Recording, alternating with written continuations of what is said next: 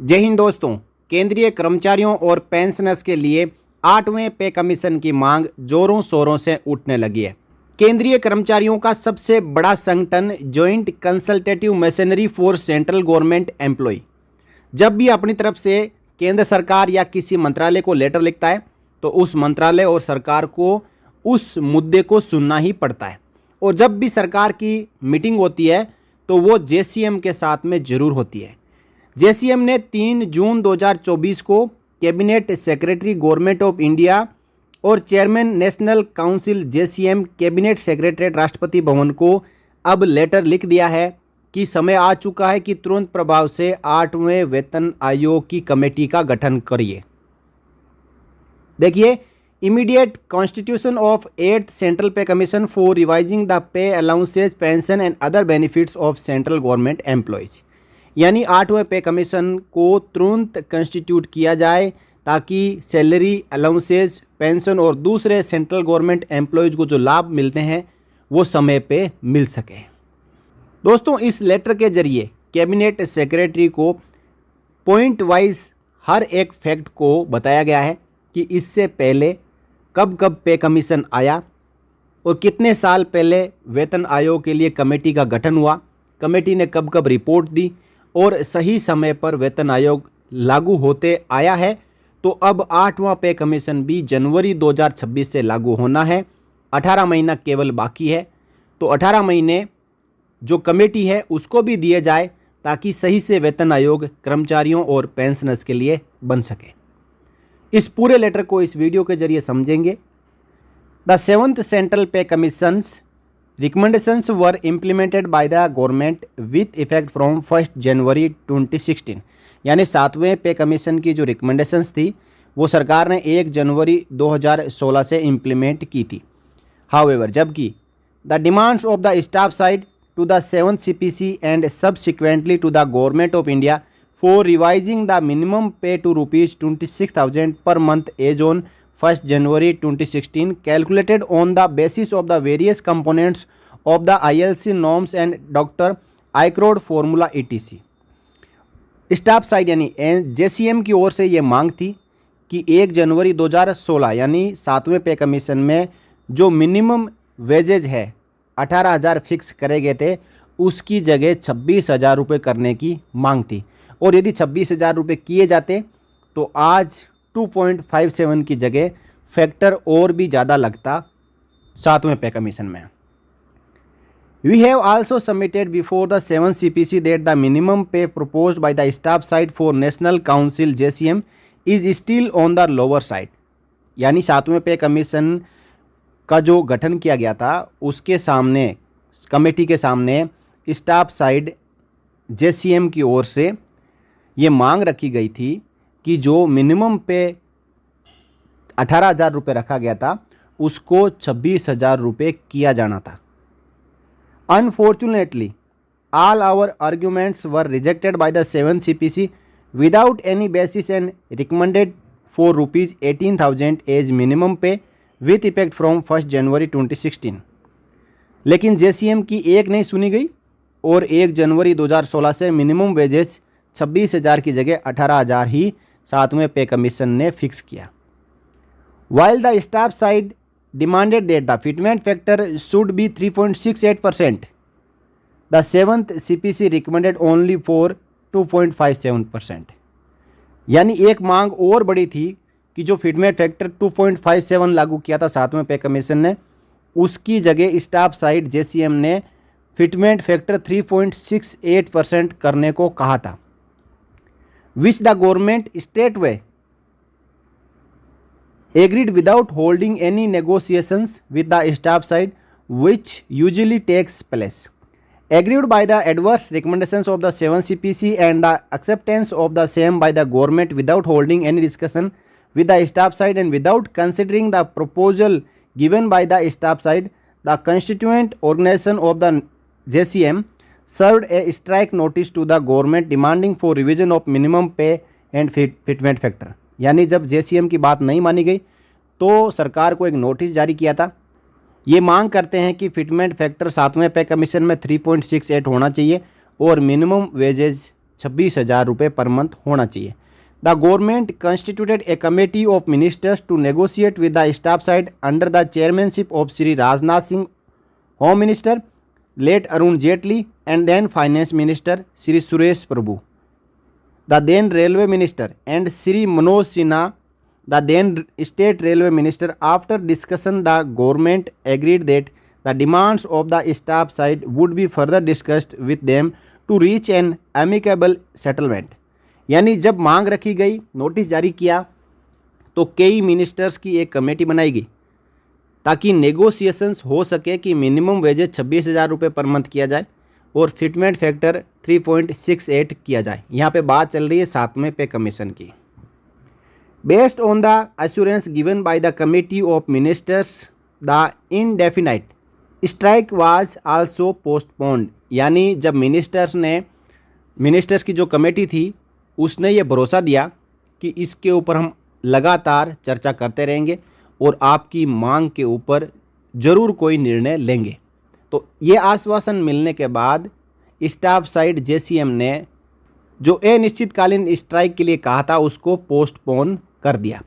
Unfortunately no positive steps were taken by the government to negotiate with the staff side and to increase the minimum pay and the fitment factor. इसके बाद सरकार ने कभी भी ये पीछे मुड़ के नहीं देखा कि स्टाफ साइड जेसीएम ने हमारे से कुछ मांग की थी, उस मांग के ऊपर आगे हम कार्रवाई करें, सुनवाई करें। Government itself says that the inflation is in the range of 4% to 7%. On average, it shall be about 5.5%. The post-COVID, the inflation is higher than the pre-COVID levels. यानी सरकार कहती है कि जो एवरेज इन्फ्लेशन है वो 5.5% है और कोविड के बाद ये इन्फ्लेशन और ज़्यादा बढ़ गया था। यानी अब महंगाई की बात कही जा रही है। If we compare the retail prices of essential commodities and goods which are required for daily life from 2016 to 2023, they have increased by over 80% as per the local market. यानी जो घरेलू सामान है जिसका एक आदमी और कर्मचारी पेंशनर डेली बेसिस पे यूज करता है अपने घर में, उनकी रेट्स 80% तक लोकल मार्केट में बढ़ चुकी है 2016 से लेकर 2023 तक। But we are provided by only around 46% dearness allowance as on 1 July 2023. लेकिन हमें 1 जुलाई 2023 को केवल 46% dearness allowance मिल रहा है। Hence there is a gap between the actual price rise and DA provided to the employees and pensioners. तो इस प्रकार जो एक्चुअल महंगाई दर है और जो DA कर्मचारियों और पेंशनर्स को प्रोवाइड किया जा रहा है उसमें बहुत बड़ा गैप हो चुका है। The central government revenue has also doubled from the year 2015 to 2023। As per the budget statements we can notice a considerable increase in the revenue collection. और सरकार का जो कोष है जिसमें सरकार जो भी कमाई करती है वो डबल हो चुकी है। महंगाई दर डबल हो चुकी है, सरकार की कमाई डबल हो चुकी है, लेकिन जो डीए है वो आधा ही हुआ। इस 46% की जगह जो डीए है वो 92% अभी होना चाहिए था 1 जुलाई 23 को। The central government's actual revenue has increase by over 100%। Hence the central government has more paying capacity compared in the year 2016। यानी सरकार का जब रेवेन्यू डबल हो चुका है तो सरकार जब 2016 में जितना पे कर रही थी तो उससे डबल होना चाहिए। The GST collection has also increase in April 23 rupees 1.87 lakh crore has been collected. Income tax collections were highest in the year 22-23। The gross personal income tax collection including STT provisional in financial year 22-23 is at rupees 9,60,764 crore and has also a growth of 24.23% over the preceding year। यानी यहाँ पे सरकार को बताया जा रहा है कि आपका GST collection, income tax collection, आपका रेवेन्यू सब कुछ बढ़ रहा है, लेकिन कर्मचारियों की जो महंगाई दर है, महंगाई भत्ता है, महंगाई राहत है और जो सैलरी है और पेंशन है उसमें इतनी बढ़ोतरी नहीं हुई है। India's indirect tax collection rose 7.2% in 22-23 to 13.82 lakh crore from rupees 12.89 lakh crore in the previous year. Source Central Board of Indirect Taxes and Customs CBIC। यहाँ यानी जो CBIC की वेबसाइट कहती है कि जो टैक्स कलेक्शन है उसमें भी भरमार बढ़ोतरी हुई है। इसके साथ ही यहाँ पे एक बात और लिखी गई है, the staff strength of central government employees has decrease from the last decade with about 10 lakh vacancies. The work pressure is on the existing employ. यानी सरकार ने 10 लाख वैकेंसीज एक डिकेड में कम कर दी है, जिसके कारण जो कार्यालयों और मंत्रालयों का कामकाज का असर है और जो प्रेशर है वो जो कर्मचारी काम कर रहे हैं उनके ऊपर पड़ रहा है। The actual expenditure for wages, salary and allowances is only 7.2% of the total revenue expenditure for the central government employees for the year 2021. In respect of pensioners, the actual expense on pension is around 4% of the total revenue expenditure. यानी भारत सरकार का जो total revenue expenditure है, जो खर्चा है, उनमें केवल 7.29% सैलरी पे खर्च होता है और केवल 4% है जो पेंशन के ऊपर खर्च होता है। It is also recommended that the matrix may be reviewed periodically without waiting for the long period of 10 years. ये 7वें पे कमीशन की रिकमेंडेशन में था कि जो पे मैट्रिक्स है, कर्मचारियों की सैलरी की पे मैट्रिक्स है, उसको बढ़ाने के लिए, सैलरी का रिवीजन करने के लिए 10 साल सरकार को इंतजार करने की आवश्यकता नहीं है, क्योंकि 10 साल में मार्केट में जो महंगाई दर है वो बहुत ही ज़्यादा बढ़ जाती है और घर चलाना कर्मचारियों को मुश्किल हो जाता है।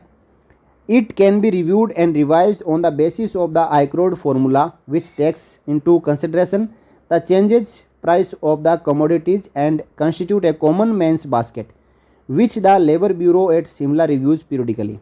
It is suggested that this should be made the basis for revision of that matrix periodically without waiting for another pay commission. यानी कर्मचारियों का वेतन बढ़ाने के लिए आपको 10 साल और अगले पे कमीशन का इंतजार करने की ज़रूरत नहीं है। हमारे ही देश में जो शिमला का लेबर ब्यूरो है वो पीरियडिकली कर्मचारियों का वेजेज बढ़ाते रहता है। आप चाहे तो शिमला का जो लेबर ब्यूरो है वहाँ से रेफरेंस ले सकते हैं, वो किस प्रकार वेजेज में समय समय पर बदलाव करता रहता है, बढ़ाता रहता है। उसी के तर्ज पर आपको 8वें पे कमीशन का इंतजार किए बिना 10 साल से पहले ही, यानी 2026 से पहले ही कर्मचारियों के वेजेज में आपको रिवीजन करना चाहिए। ये 7वें पे कमीशन ने सरकार को रिकमेंडेशन भेजी थी। The government so far neither accepted the above recommendations NOR constituted the 8 central pay commission. यानी सरकार ने जो 7वें पे कमीशन में रिकमेंडेशन थी कि आइक्रोड फॉर्मूला के मुताबिक आप 10 साल से पहले भी कर्मचारियों की सैलरी में रिवीजन कर सकते हैं, तो सरकार ने ना तो उस रिकमेंडेशन को माना और ना ही 8वां पे कमीशन गठित किया। Daily allowances for the central government employees and pensioners have already reached 50% with effect from 1 January 2024। The DA element will cross 50% considering the inflation and the price rise। यानी 1 जनवरी 24 से जो DA/DR है वो 50% क्रॉस कर चुका है। It is also pertinent to mention here that more than 20 lakhs of civilian central government employees are governed under the National Pension Scheme and every month they have to contribute 10% of their basic pay and DA to the NPS. This considerably reduce their take home pay।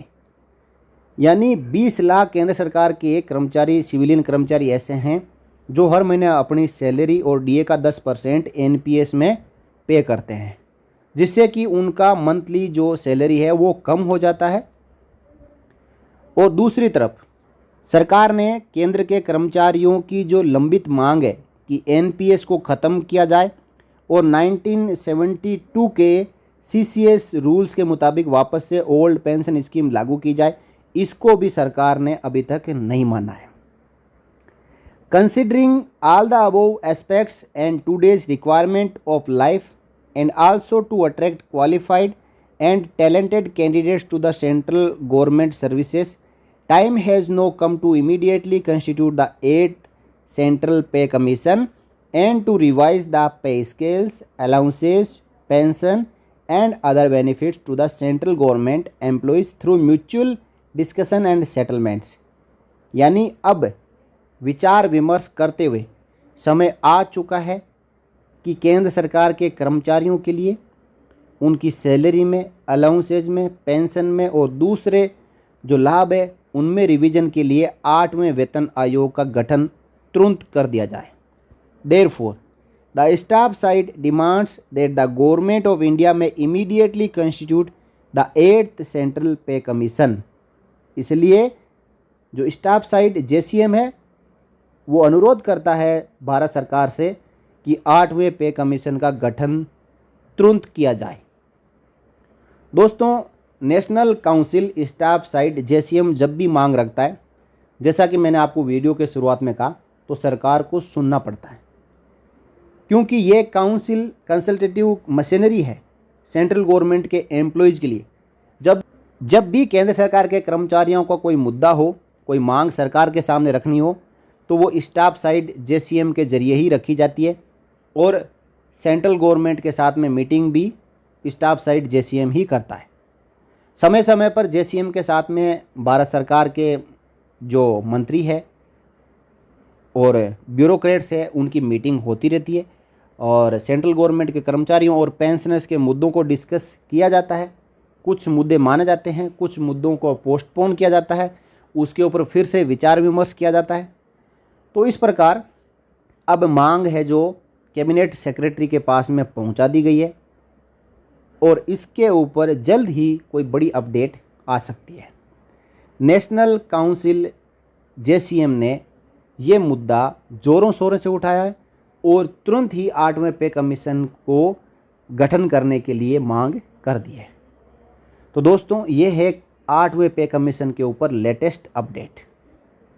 इसके बारे में आपकी क्या राय है कि सरकार के ऊपर इस लेटर के ज़रिए दबाव बनेगा या फिर सरकार अपनी मनमर्जी करेगी? आप अपनी राय, अपना मत इस वीडियो के कमेंट बॉक्स में शेयर करें और इस वीडियो को ज़्यादा से ज़्यादा शेयर करें। फिर मिलेंगे किसी नए वीडियो में नई अपडेट के साथ।